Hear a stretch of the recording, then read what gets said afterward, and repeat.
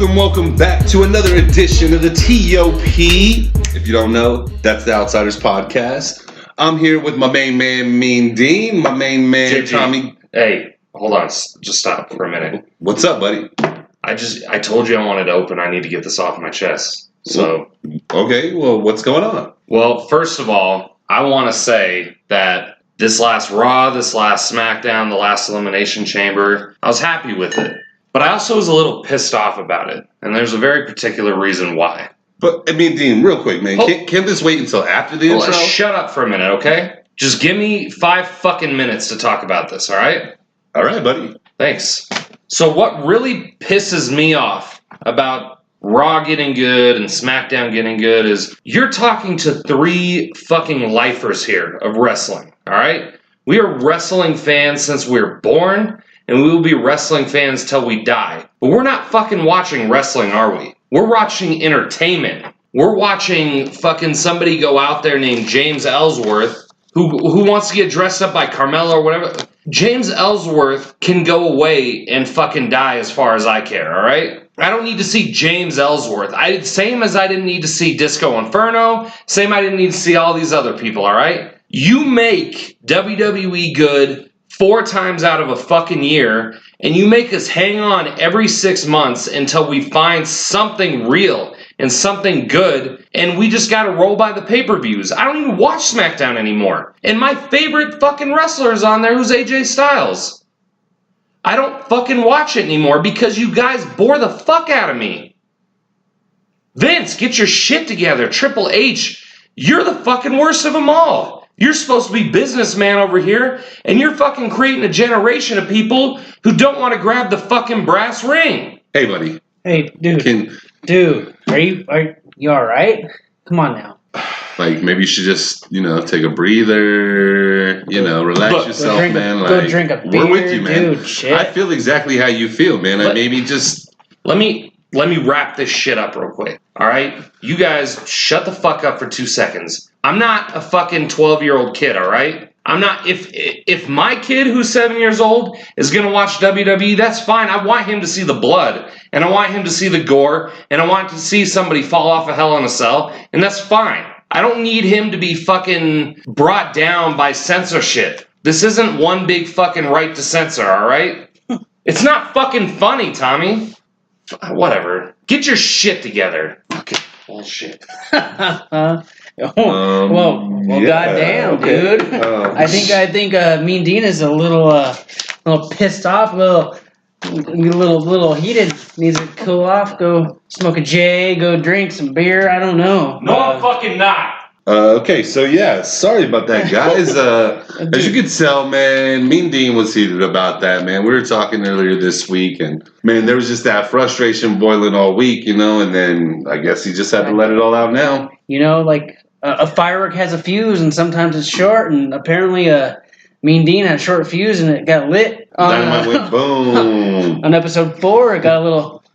Got a little heated. Got a little sparky up in this fucker. Dude, where do we go, dude? What are we gonna talk about? Mean Dean. Well, guys, I guess Mean Dean's gonna be gone for a minute. So hey, as they say, show must go on. Love my man, but hey, let him take a little breather for a minute. We love you, but Mean we got to continue and roll on here. The show doesn't stop because someone exited stage left. Yeah, as we see in show 1. Don't get me heated on Roman Reigns. So, Tommy Gunnz, let me go ahead and ask you, man. How do you feel WrestleMania is shaping up this year? I still feel they got some work to do, in my opinion. Like, it's shaping up nicely. Triple H is going to be there. He'll be main event against someone, probably Seth Rollins. It's going to be it. But right now, like, what's going to happen with KO? You got KO. You got Goldberg, like we talked about last episode. Like, how I want to see a couple more weeks, and then like you'll get the feel for it. Right now, it's kind of just like it's February. It's February, so it's kind of early to tell, but I'm excited. It's WrestleMania season, but I want to see how it's going to shape out, Buddy, I can't lie. I am super excited. I mean, once again, you guys already know. I know by the time we get to the 10th, 11th, 12th episode, you guys will be tired of me hearing me say this, but I absolutely love Bray. I absolutely love Randy. Where they're going with this right now, man, I cannot wait to see next Tuesday. I mean, I am anticipation. Do I feel like this is the Attitude Era all over again? No. But do I think that wrestling feeling's headed in the right direction. Finally, for the first time in a long time, I really think it is. I mean, there's a few things in WrestleMania that I kind of see shaping out and panning out that I'm really not interested in. One of the huge things is I really wish Bayley would have not won the title on Monday night. I wish... I think they're going to set her up for, she's going to lose it again. Before, but I just don't think it's as impactful. If they'd just saved that first time that she won it till WrestleMania and gave her that true WrestleMania moment and broken Charlotte's unbeaten at the pay-per-view streak, how phenomenal would that have been? I mean... But do you think they're really going to let that happen? You know what I'm saying? So once again, shout out to my boy JD from New York, 206. I think they are actually wasting Charlotte's title reigns. So I'm listening to JD today, and sure enough, he goes ahead and talks about the importance of a title reign is the legacy that you build with it. It's not how many times you win it, it's the reigns that you actually have. Right. She's won it 5 times since she's been up in the big card. Which the shitty thing is about that is, it's flip-flop. It's flip-flop. There's no real title reign like those CM Punks, those Bruno Sammartinos, those Hulk Hogans, where you have the title when somebody else wins it. It's so impactful because that title's already had that legacy built behind it. Because you had, Nikki Bella as the longest reigning, and it wasn't even the women's championship, it was a Divas championship, and, you know how I feel about Nikki Bella. She flat-backed it. Yeah. And I'm not the biggest fan of Charlotte, but at least she's got more talent than Nikki Bella. And I love Bayley, too, so seeing her win on Monday was awesome. It really was. It was fucking cool, man. I get you. You love the hugs, man, and I want to see the hugs win it, but I want to see the hugs win it with the WrestleMania moment. Now, I just think if Charlotte wins it back for the 5th time, we go ahead and give it back to Bayley at WrestleMania. It's not as special. It's not that WrestleMania moment. Let's think back to all those WrestleManias and the actual moments that made careers. Shawn Michaels. Exactly. Stone Cold with Bret Hart, WrestleMania 13. And that's one of my favorites of all time. It's kind of like they blew Hogan versus Andre. I mean, come on, man. It goes all the way back. Around the world. It's like they blew their load too early on Monday. Exactly, man. It's like that premature in the bedroom, man. You got that fine chick laying in the bed. You're talking to yourself, building it up. You about to get all up in it, and then at the last second, what happens? Bop, you're done. You blow before the time's called. And that's just how I feel the WWE would deal with Bayley. Bayley is phenomenal, man. She is truly the girl next door. She's not like the rest of the women wrestlers, man. She doesn't have that ridiculous look where you're like, damn, she's so fine. I would never get something like that. Hey, man. Like Alexa Bliss. Buddy, how does she look again on Tuesday? Phenomenal. But speaking of the Alexis Bliss, I don't think it was the time for Naomi to win the title at the Elimination Chamber, man. I think that's another one of those things you hold off till WrestleMania. But once again, man, I'm going to go back to the main event already. We know, even though it doesn't look like it right now, because Orton said he won't fight Bray, they're going to play the card out. It's going to be Orton and Bray. That's what I want to see. That's going to be phenomenal. And we're going to see Goldberg versus Lesnar, and Goldberg better get squashed on this time because I can't handle watching Lesnar lose in the fashion that he has lost to Goldberg. You brought up something earlier, the Bray and Orton thing. That's going to be an awesome match.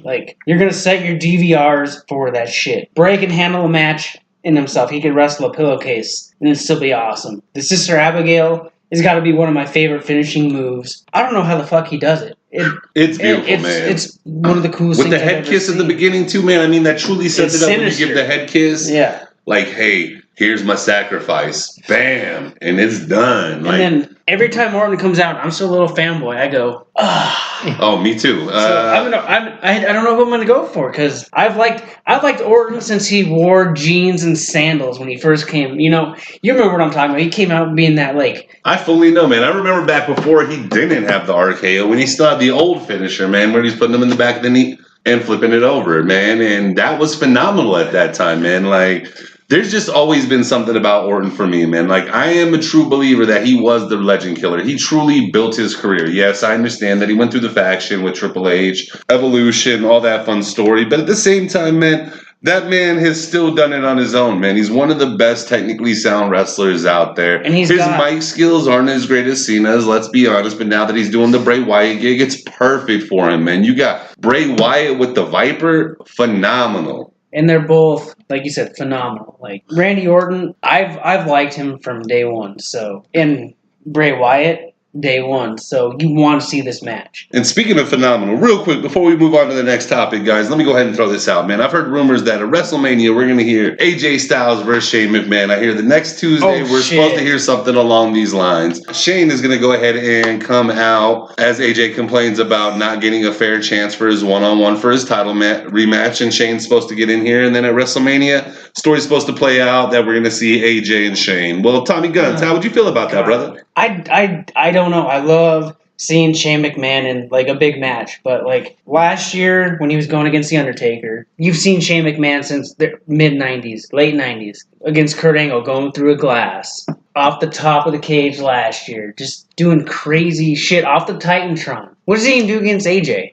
Like they're both like, what do you do, jump off the third turnbuckle and have me excited? I don't like that idea. I think my ideal match for Shane McMahon at WrestleMania, and hear me out because it would be kind of cool because you got the family tension. My ideal match for Shane McMahon at WrestleMania would be Triple H. I can totally see that, man. That would actually be semi-entertaining, man. I mean Vince's real son versus prodigal son, like... How would you do that? Like, you'd be in a promotion with SmackDown and Raw. But how cool would that be, you know? Like, you can't have Shane McMahon against AJ because AJ would be carrying that whole match. For me, I think the match idea is great. I just don't think Mania is the right card for it. For me, that's more of a Survivor Series feel. Let's get some teams, have those two finish it out. For me, I want to see Shane versus... as crazy as this sounds, guys, I want to see Shane versus Dolph Ziggler. Because Dolph Ziggler is doing I like the heel Dolph persona. He could start to blame it on how it's Shane's fault that he's never getting these opportunities, and Shane's really ruining every chance he's had. I blame the Spirit Squad. And you could really run this exactly, man. You could bring back the Spirit Squad. Not only that, you could bring back freaking the Mean Street Posse, and then we could have a Posse versus the Squad War? How good would that be, man? I don't think John Cena will allow a certain person in the Spirit Squad back in. Yeah. Oh, all right. So with that being said, guys, let's go ahead and move on to this next topic, man. Next topic on the day. When will Samoa Joe be champ? Tommy Gunnz, what do you think, man? I think honestly it might be one of those pay-per-views after WrestleMania. Because you're gonna expect like something big at WrestleMania, so we think it may be SummerSlam time? I think it may be about August, July, August, SummerSlam time. Like, let me pose this question to you real quick, man, before we move on here. How would you run it? Now, we know... All right, so we don't know for a fact, but we think in our minds Goldberg's going to win the title from KO at Fastlane. KO's going to pass it on to Brock at Mania. So do you let Samoa Joe win it off Brock to show how beast Samoa Joe is and keep the idea that he is truly the destroyer of careers and title runs? Oh, man. That would be pretty... I think that'd be pretty awesome. I never even thought of it like in that light, you know. I thought, you have maybe a KO versus Samoa Joe at SummerSlam. Like, you have KO win it back at a pay-per-view, like after WrestleMania, another pay-per-view, and then SummerSlam you have KO versus Samoa Joe because they're both brawlers. They're both phenomenal in the ring. Let's be real. They're both guys that are bigger than the normal persona that Vince likes for the ring, and they're phenomenal. Everything they do is gold. I've gone back and watched some Samoa Joe like mic work, and KO and Samoa Joe are both awesome on the mic because KO is kind of a dick, which is really cool. Like, you can hear him talk. You're like, I can get behind that guy because he's an asshole. And I dig it. See, for me, I think he should win it off Brock. I think the reason is, man, you just didn't steal it, man. You give him the title at SummerSlam. You let him have it for a year straight. No ifs, ands, or buts. And through this year, you're letting him destroy guys. I don't mean Goldberg been in a 30-second match. I mean 5-minute match, man, but the whole 5 minutes, Joe is running in. Maybe the guy gets a counter real quick, but Joe just pops out of the counter. Boom. Muscle buster, let's move on. Let's go to the next match. After that year, I think you build it up to the next WrestleMania. And let me throw this out at you. The next WrestleMania, you don't let Sami Zayn have anything but shit into the card for the next year. Next WrestleMania, that's when he gets his Daniel Bryan push, upsets Samoa Joe to win the belt, moves on from there. What about, all right, you brought up Sami Zayn, Money in the Bank. That's a big something, you know.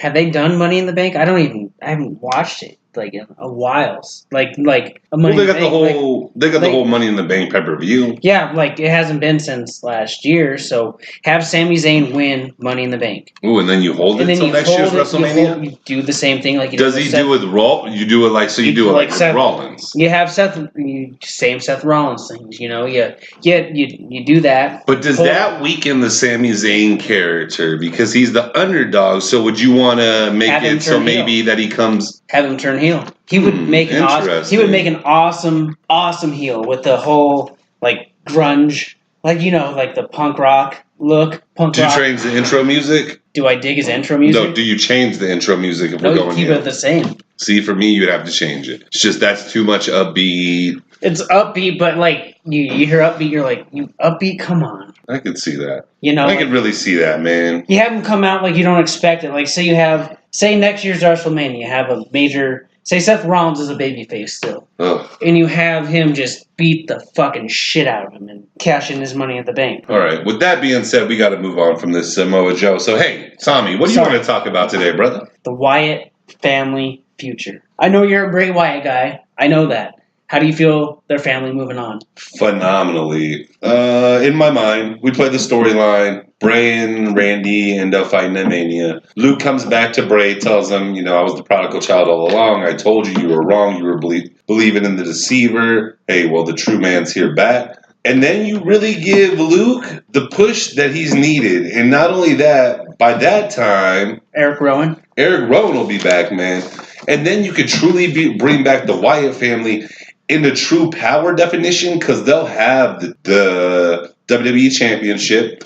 You can let Rowan and Harper win the tag titles. But not only with that, I also think at the same time you should push Harper for the Intercontinental belt. Let them have all 4 belts. Run the show for the next year. I promise you, ratings will skyrocket through the roof. That's like a 4 Horsemen scenario. Exactly. But with a darker stable. How would you see it? I like that idea, but I also like them kind of being... Like, I love the Wyatt... Like I told you, I love the Wyatt family, but I feel like they're losing their luster. Like, say you have Bray Wyatt as the champion, top dog, and you have Eric Rowan, Luke Harper, Randy Orton, give or take, like, say he turns against them. Have them under him. And just have him calling shots. Like going against... You have the Intercontinental champ. Go after him. Don't win it, but always make your presence known. You know what I'm saying? Like, be that dark force. So just be that dark force that no matter what program it is, we always know you're exactly. You can have the Wyatt family in you can have the Wyatt family at Raw and at SmackDown, in my opinion. I agree, man. I think that would be really cool if they started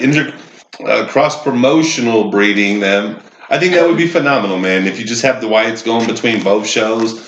Not only that, man, if you just take Bray to the next level and go ahead and unify the belts, not in the sense of that we have both belts back together, but just Bray holding both of them for both show, how phenomenal would that be? I mean, that would truly put Bray over as not only the superstar, but the megastar he truly should be. What about, like, have him doing that, but have him, you're the champion going on both shows? Oh, man. Or what if they let Randy win the Universal title, man? So Bray's the WWE, Randy's the Universal, Rowan and freaking Harper are the tag, and then your Intercontinental is just running wild out there. I can't complain against that, dude. Real quick, while we're talking about titles, man, what's a title that you possibly think they should bring back in life? Is it the European? Hardcore champion. Oh, me too, man. That's exactly what I was thinking too. Like, honestly, I miss the aggressiveness, like I want to see wrestling. I want to see people not getting hurt because I don't want to see anyone getting like seriously hurt, but I want to see just ruthless aggression, beating ass. Man, I just want them to bring it back, man, because I love the idea of the hardcore title being 24/7, 365. Well, that started with Crash. Yeah, Holly. I remember, man, and Crash is my man. Too bad Mean Dean's not here, but hey, rest in peace, buddy.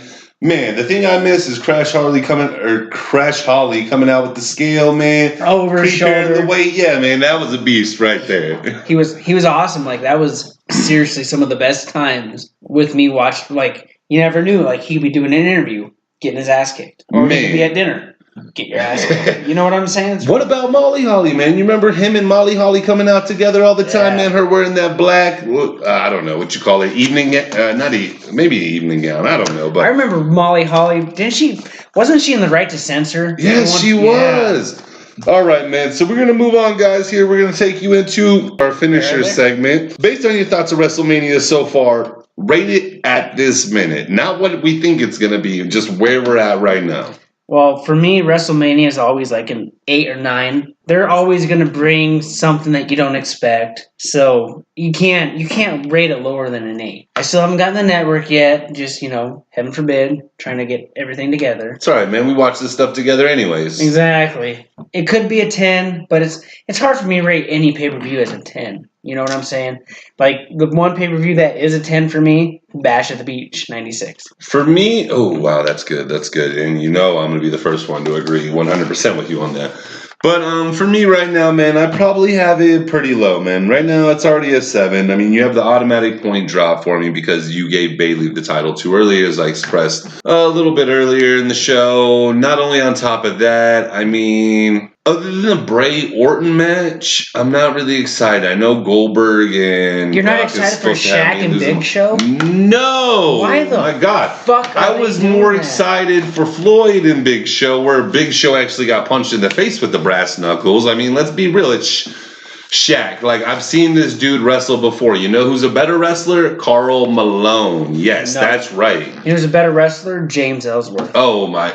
We are not going to bring this up. Hey, Tommy, that already caused too much fire earlier today. I don't think we need to get back on this tonight.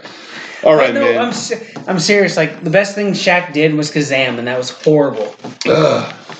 Best thing Shaq did was win titles in the NBA. I mean, let's be honest about that. But yes, Kazam was horrible. But you know what game is rather interestingly fun still to this date is Shaq Fu. So I don't know how, but I was a poor kid growing up. We really didn't have no Shaq Fu. I just was lucky and had a stepfather who loved technology at that time. But hey, that's a show for another day. But let's get back on the topic here. So Tommy, what's on your mind right now, man? Who do you think the next big name from the past that will come in to wrestling? We've had a couple departures lately. We had George the Animal Steele and Nicole Bass pass away. So it got me thinking about who's going to come into wrestling now? Like, the next big name, like, that will come back that's still with us. God bless the guys that passed away. Man, this is a tough one for me, buddy. And we're definitely in that WrestleMania season. So, I mean, it definitely gets the mind brewing. But for me, the next big blast from the past, as crazy as it sounds, and trust me, it sounds crazy, I think we're going to see X-Pac here within the next few months. Don't ask me why. Because it's Hall of Fame season? Yeah. Is that why? It's pretty much why. I mean, that man really did a lot, man. Everybody forgets is the 1-2-3 kid. Razor let him go over, man. That was one of the first jobbers that I had ever seen put over a big name in my life.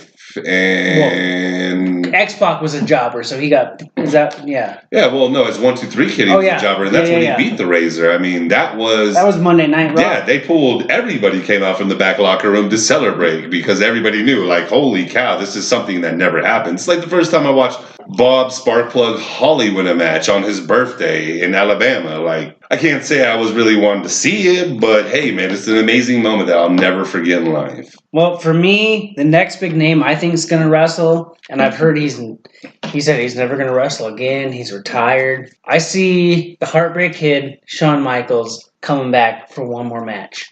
So, Tommy, that's the obvious, buddy. I want you to go somewhere where we don't normally go. Oh, yeah, like in the past, like someone you'll never like you. Yeah, somebody, Papa Shango. No, you'll see.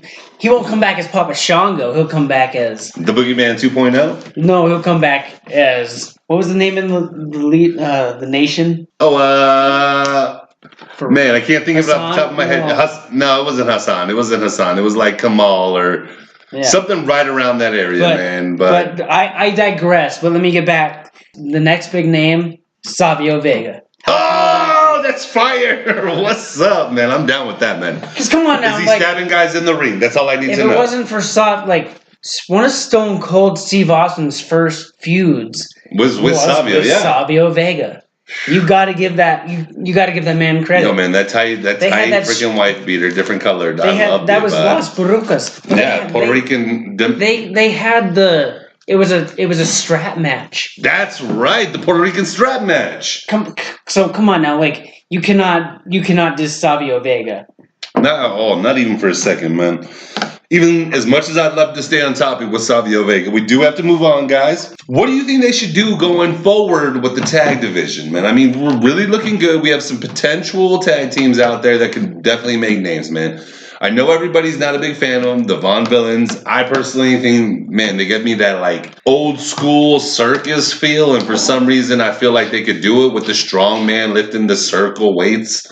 You know, they just have that idea, man. The mustache, I mean, they're flossing. The Usos with their new bad boy gimmick. Thank you. The new bad boy image, man. Team Alpha. Where do you feel it's going? You see what? Maybe one tag team match on SmackDown, 2 if you're lucky on Raw. I feel they need to put more, like 1 tag team match per hour on Raw, 1 tag team match per hour on SmackDown. Bring some guys up. The main tag team you see now on Raw is Enzo and Big Cass. They're not even wrestling, really. You have them, and who are they fighting? God, I just drew a blank. Well, who are they fighting anyways, man? Last thing I seen them do was the production for Gold Chicken. No, it's Cesaro. It's Cesaro and Sheamus. But is that really a fight, and man? And they're not really... It was Enzo getting blurred. They're single wrestlers that had nothing to do, so they made them a tag team. Oh, man, they got that feel, though, man.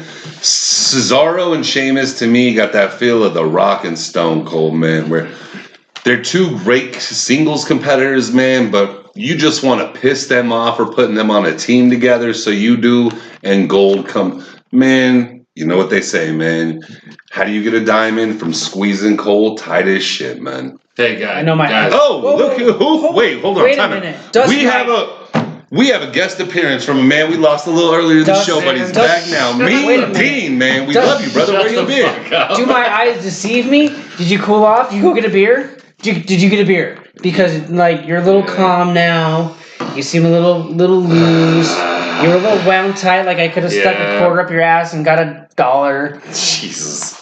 Look, I just want to apologize to you guys. More importantly, you guys are my brothers, and it wasn't cool of me to go off the way I did, so I definitely apologize about that, but I just want to make one thing known. You know, like I said earlier, we're lifers. We're always going to be wrestling fans, and sometimes it sucks when we roll into this situation where we get 1 or 2 good weeks of Raw or SmackDown, whatever the case is, and then it just sucks for the rest of the time until the pay-per-view. So I did get a little heated. I apologize about that. But, you know, me and JG and Tommy, we're the outsiders. We are the fans. We are the people. We are the voice. And that is what's important to wrestling. We're not a bunch of mark bitches who come out here and try to tell you what's happening on Raw or SmackDown. We're telling you what is supposed to happen on Raw and SmackDown. I mean, you go anywhere from DiBiase managing Andre to Stone Cold's Hall of Fame to last Monday night, last Tuesday night. To Eric Bischoff running Raw. That's it. We're there. We're always there. That's why we do this. All right? So I'm going to close this out. We are the outsiders. This is Mean Dean, JG, and Tommy. What up? Signing off. Let's roll out. We're out.